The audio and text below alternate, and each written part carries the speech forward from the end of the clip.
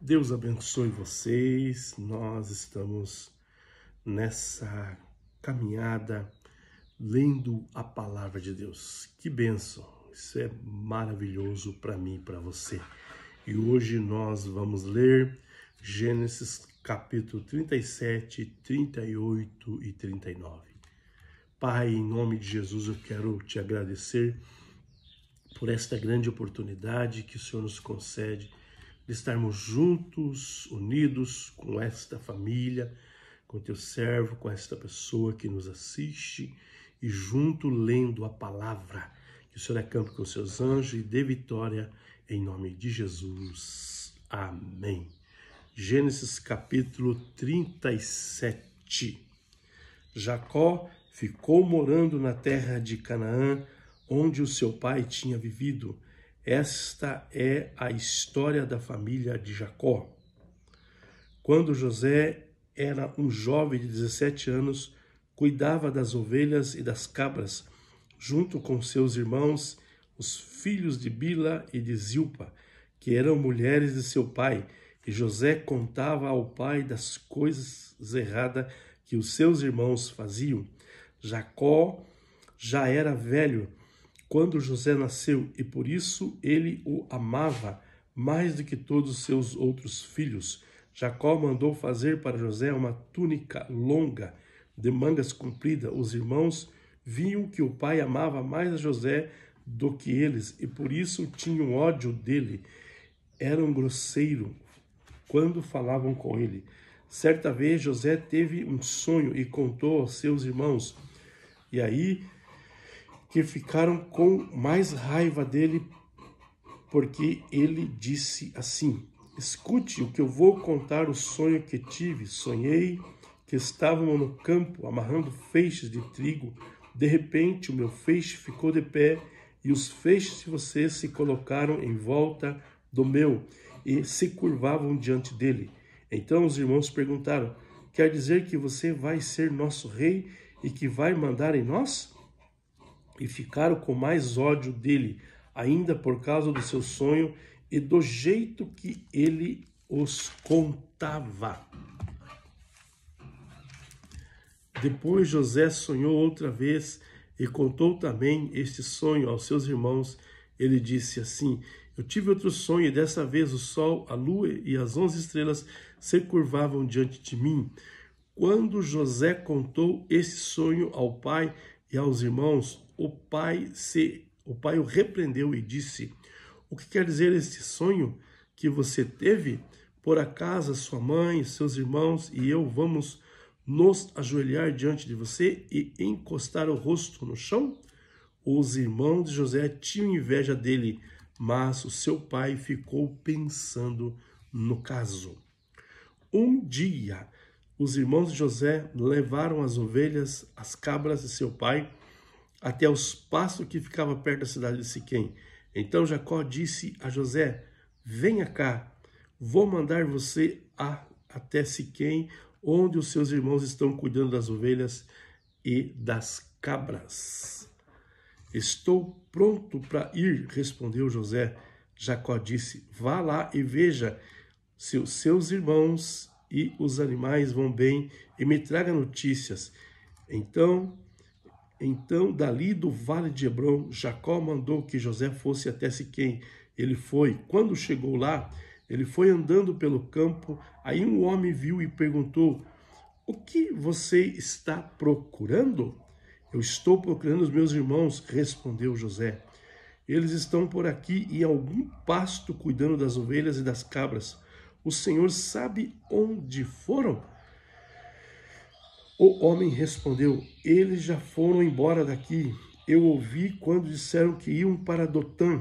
Aí José foi procurar os seus irmãos e os achou em Dotã. Eles viram José e de longe, antes de chegasse perto, começaram a fazer planos para matá-lo. Eles disseram: lá vem o sonhador.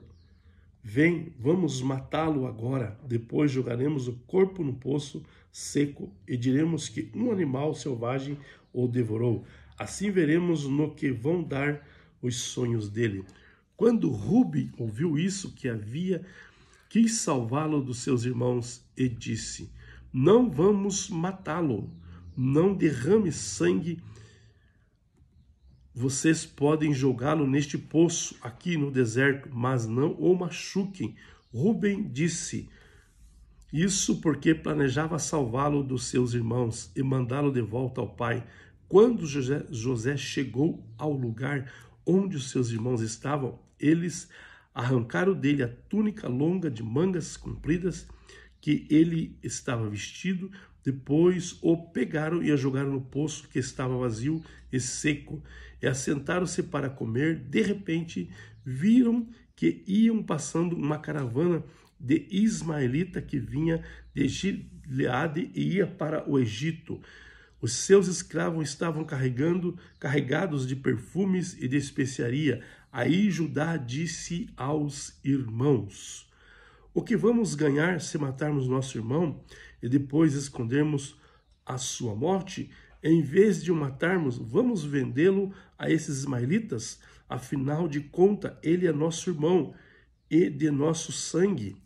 Os irmãos concordaram quando alguns negociantes midianitas passaram por ali. Os irmãos de José o tiraram do poço e o venderam aos ismaelitas por 20 barras de prata. E os ismaelitas levaram José para o Egito. Quando Rubem voltou ao poço e viu que José não estava lá dentro, rasgou a sua roupa em sinal de tristeza. Ele voltou para o lugar onde seus irmãos estavam e disse: o rapaz não está lá, e agora o que vou fazer? Então os irmãos mataram um cabrito e com sangue mancharam a túnica de José. Depois levaram a túnica ao pai e disseram: achamos isso aí, será que é a túnica de seu filho? Jacó reconheceu e disse: sim, é a túnica do meu filho. Certamente algum animal selvagem o despedaçou e o devorou. Então, em sinal de tristeza, Jacó rasgou suas roupas, vestiu-se roupa de luto e durante muito tempo ficou de luto pelo seu filho. Todos os seus filhos e filhas tentaram consolá-lo, mas ele não quis ser consolado e disse: vou ficar de luto por meu filho até que vá me encontrar com ele no mundo dos mortos. E continuou de luto por seu filho José. Enquanto isso, os medianitas venderam José a Potifar, oficial e capitão da guarda do rei do Egito. Capítulo 38. Por esse tempo, Judá se separou de seus irmãos e foi morar na casa de um homem chamado Ira, que era da cidade de Adulã. Ali Judá ficou conhecendo a filha de um cananeu chamado Suá. Judá casou-se com ela e ela deu um filho a quem ele chamou de Ela ficou grávida outra vez e teve outro filho a quem ela deu o nome de Onã. Depois ela teve mais um filho a quem ela pôs o nome de Selá. Judá estava em Quezibe quando esse menino nasceu. Judá casou e o seu filho mais velho com uma mulher chamada Tamar. O Senhor Deus não gostava da vida perversa que levava e por isso o matou. Então Judá disse a Onã: vá e tenha relações com a viúva do seu irmão, assim você cumprirá o seu dever de cunhado, para que o seu irmão tenha descendentes por meio de você.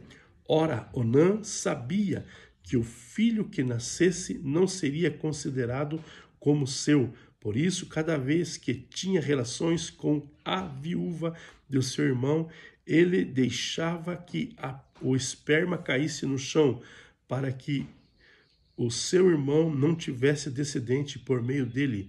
O Senhor ficou desgostoso com o que Onã estava fazendo e o matou também.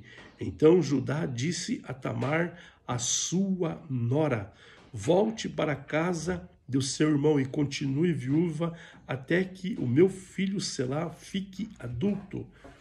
Ele disse isso porque tinha medo de Selá. fosse morto, como havia acontecido com seus irmãos. Assim, Tamar foi morar na casa do pai dela. Passando algum tempo, a mulher de Judá morreu. Quando acabou o luto, Judá foi até Timenate, onde estava cortando a lã das suas ovelhas. O seu amigo Hirá de Adulã foi com ele. Alguém contou a Tamar que o seu sogro ia a Timenate a fim de cortar a lã das suas ovelhas. Então ela trocou de roupa, deixando de lado a sua roupa de viúva, cobriu o rosto com o véu e se disfarçou. Em seguida foi e se assentou perto da entrada da cidade de Enaim, que fica no caminho de Timenate. Ela fez isso porque sabia muito bem que Selá era homem feito, mas Judá não havia mandado que ele casasse com ela. Quando Judá a viu, pensou que era uma prostituta, pois ela estava com o rosto coberto. Ele foi falar com ela na beira do caminho, sem saber que era sua nora. Ele disse: "Você quer ir para a cama comigo?" Ela perguntou: "Quando é que você me paga? Quanto é que você me paga?" Ele respondeu: "Eu lhe mando um cabrito dos meu rebanho." "Está bem," disse ela, "mas deixe alguma coisa comigo como garantia de que você vai mandar o cabrito." Judá perguntou: "O que você quer que eu deixe?" Ela respondeu: "O seu sinete, como o bordão e também o bastão com que você tem na mão." Então Judá entregou os objetos, ele teve relações com ela e ela ficou grávida. Tamar voltou para casa, tirou o véu, vestiu a sua roupa de viúva. Mais tarde, Judá mandou o seu amigo Hirá levar o cabrito e trazer de volta os objetos que havia deixado com ela. Mas Hirá não a encontrou. Ele perguntou aos homens de Enaim se sabiam onde estava a prostituta que costumava ficar na beira da entrada. "Aqui não esteve nenhuma prostituta," foi a resposta deles. Hirá voltou e disse a Judá: "Não encontrei a mulher." E os homens do lugar disseram que ali nunca havia estado nenhuma prostituta. Então Judá disse: "Pois ela que fique com as minhas coisas, assim ninguém vai zombar de nós. Eu mandei o cabrito, mas você não encontrou a mulher." Passando-se uns 3 meses, foram dizer a Judá: "A sua nora agiu como prostituta e agora está grávida." Aí Judá disse: "Tragam essa mulher para fora, a fim de ser queimada." Quando a estavam tirando da sua casa, ela mandou dizer a seu sogro: "Quem me engravidou foi o dono dessas coisas. Examine e veja de quem são os sinetes, como o bordão e o bastão." Judá reconheceu as coisas e disse: "Ela tem mais razão do que eu, pois prometi casá-lo com o meu filho Selá, mas não cumpri a promessa." E nunca mais teve relação com ela. Na hora de Tamar dar à luz, descobriram que ia ter gêmeos. Quando ela estava no trabalho de parto, um dos gêmeos pôs uma das mãos para fora. A parteira pegou uma fita vermelha, amarrou na mão dele e disse: "Este saiu primeiro." Mas ele puxou a mão e o irmão gêmeo nasceu primeiro. Então a parteira disse: "Como você abriu o caminho?" E puseram o nome de Perez. Depois nasceu o outro, que estava com a fita vermelha amarrada na mão, e ele recebeu o nome de Zera. José, capítulo 39. José foi levado para o Egito, onde os ismaelitas o venderam, e um egípcio chamado Potifar, um oficial que era capitão da guarda do palácio. O Senhor Deus estava com José. Ele morava na casa do seu dono e ia muito bem em tudo. o dono de José viu que o Senhor estava com ele e o abençoava em tudo o que fazia. Assim, José ganhou simpatia do seu dono, que pôs o nome do seu ajudante particular, Potifar, e deu a José a responsabilidade de cuidar da sua casa e tomar conta de tudo o que era seu. Dali em diante, por causa de José, o Senhor abençoou o lar dos egípcios e também tudo que ele tinha em casa. E rio, campo, Potifar entregou nas mãos de José tudo o que tinha e não se preocupava com nada a não ser com a comida que comia. José era belo tipo de homem e simpático. Algum tempo depois, a mulher do seu dono começou a cobiçar José. Um dia ela disse: venha, vamos para a cama. E ele recusou, dizendo assim: escute, o meu dono não precisa se preocupar com nada nesta casa, pois eu estou aqui. Ele me pôs como responsável por tudo o que tem nesta casa. Eu mando tanto quanto ele.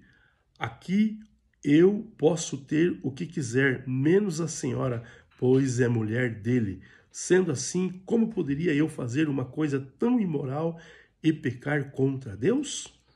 Todos os dias ela insistia com ele, que ele fosse para a cama com ela. Mas José não concordava e também evitava estar perto dela. Mas um dia, como de costume, ele entrou na casa para fazer o seu trabalho e nenhum empregado estava ali. Então ela o agarrou pela capa e disse: venha, vamos para a cama. Mas ele escapou e correu para fora, deixando a capa na mão dela. Quando notou que, ao fugir, ele havia deixado a capa nas suas mãos, a mulher chamou os empregados da casa e disse: vejam só, este hebreu que o meu marido trouxe para casa está nos insultando. Ele entrou no meu quarto e quis ter relação comigo, mas eu gritei o mais alto que pude. Logo que comecei a gritar bem alto, ele fugiu, deixando a sua capa no meu quarto. Ela guardou a capa dele até que o dono de José voltou. Aí contou a mesma história assim: esse escravo hebreu que você trouxe para casa entrou no meu quarto e quis abusar de mim, mas eu gritei bem alto e ele correu para fora, deixando a capa no meu quarto. Vejam só de que jeito o seu escravo me tratou. Quando ouviu essa história, o dono de José ficou com muita raiva. Ele agarrou José e pôs na cadeia, onde ficavam os presos do rei. E José ficou ali, mas o Senhor estava com ele e o abençoou, de modo que ele conquistou a simpatia do carcereiro. Este pôs José como encarregado de todos os outros presos. E era ele quem mandava em tudo o que fazia na cadeia. O carcereiro não se preocupava com nada do que estava entregue a José, pois o Senhor estava com ele e o abençoou em tudo o que fazia. Deus abençoe você poderosamente. O Senhor te abençoe e te guarde. O Senhor faça resplandecer o seu rosto sobre ti e tenha misericórdia de ti. O Senhor sobre ti levante o seu rosto e te dê a paz. Deus abençoe.